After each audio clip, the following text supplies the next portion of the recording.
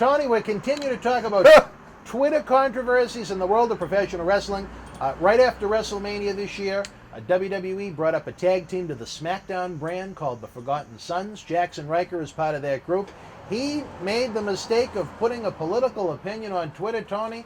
Let's read it. Jaxson Ryker wrote on June the 1st, "Thankful for the President of the United States we have. God bless America, built on freedom, forgotten no more." And he was absolutely crushed by the fans and even a lot of his co-workers on Twitter for putting that message out this week. Your thoughts?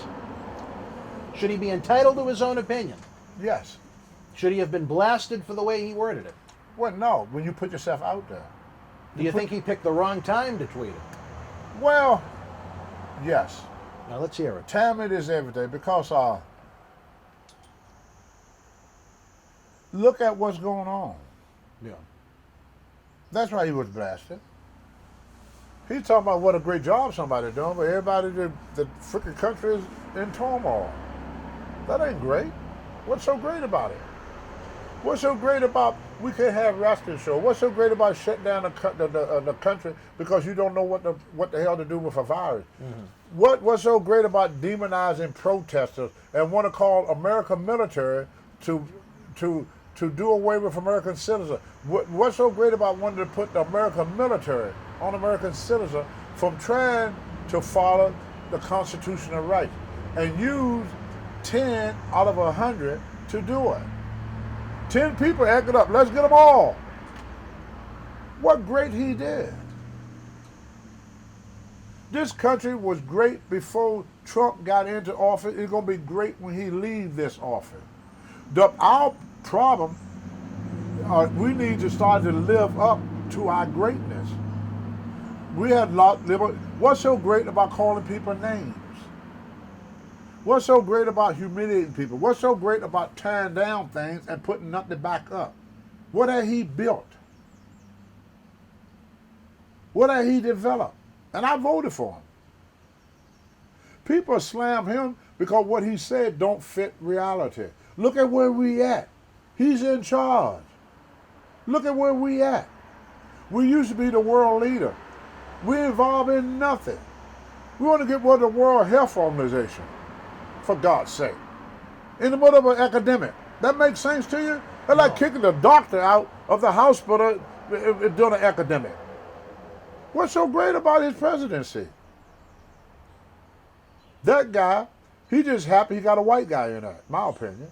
Do you think the people that were upset about this on Twitter were right? They suffering. To be angry? Yeah. Or do you think maybe they're too sensitive to be so upset by the tweet? Brother, you ask half of America, they live in life. Yeah.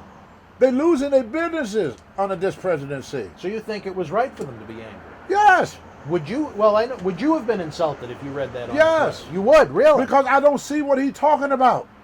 Where he get that from? He living in a freaking cloud. He's living in a cloud. What's so great about a guy sitting in a bunker tweeting all day long while Rome burned?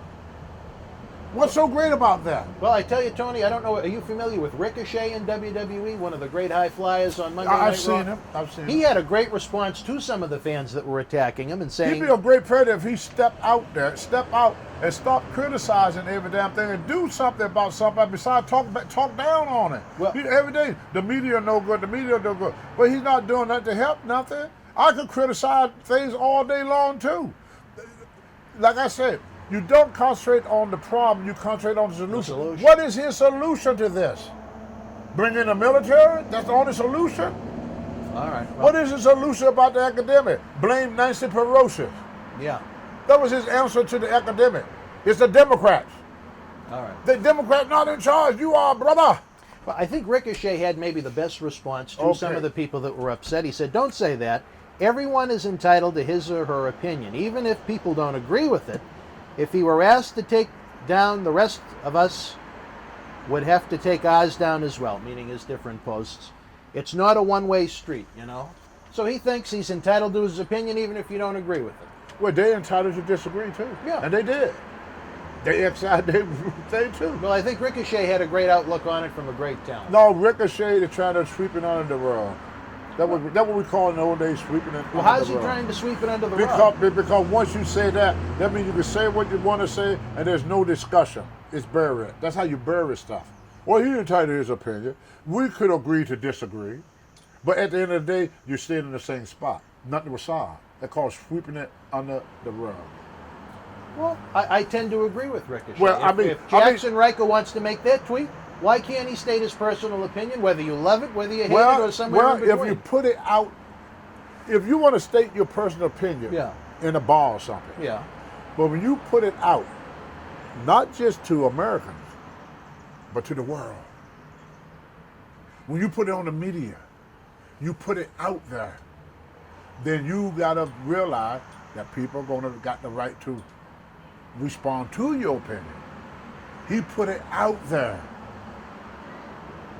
He put it out there. One-sidedness. Praising somebody that is not helping people in time of crisis. People that is going through hard time would take offense to that.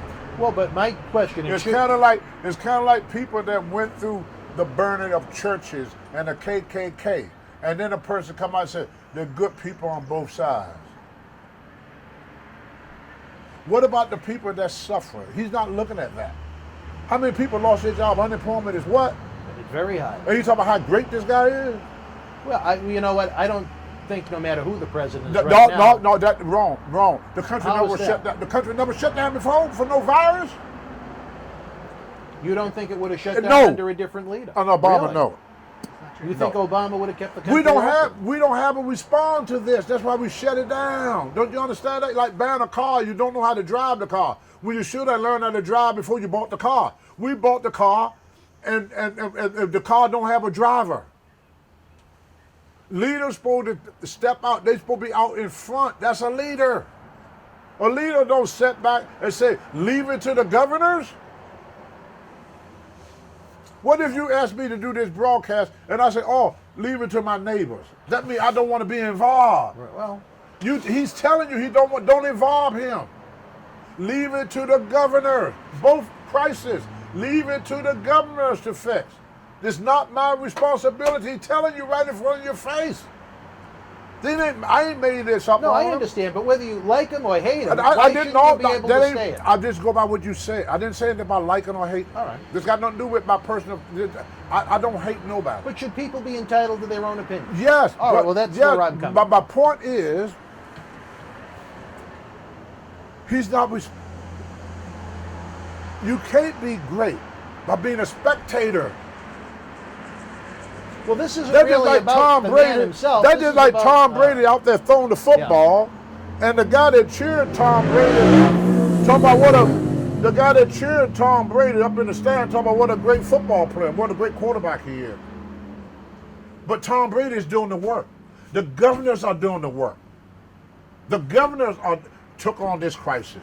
The governors taking on the protester. Well, again, this is about personal point of view.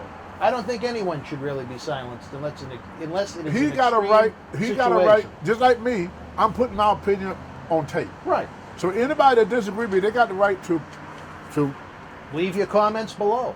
Right. Now, if I don't want to hear any backsplash, don't put it out there. There you go. He put it out there. So expect a response.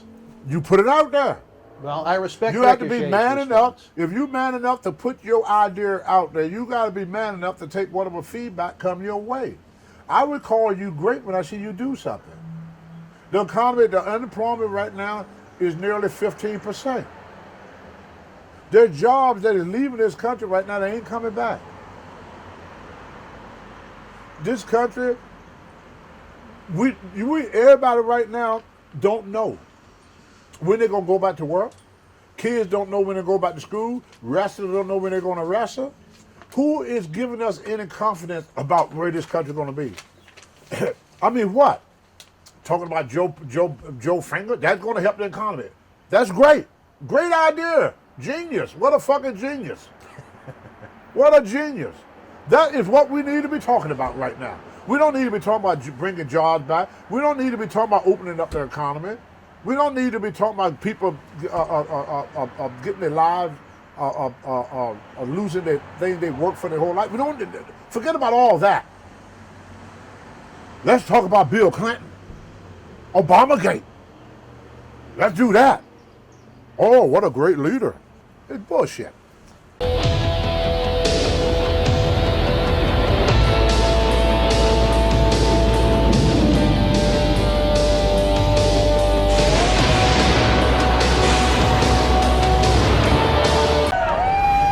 This is Mick Foley. This is Harley Race. This is Shelton Benjamin. This is Mr. Wonderful Paul Orndorff. This is the Monster Abyss. And this is Daniel Bryan. This is JBL, and you're watching the MWF. Be there live.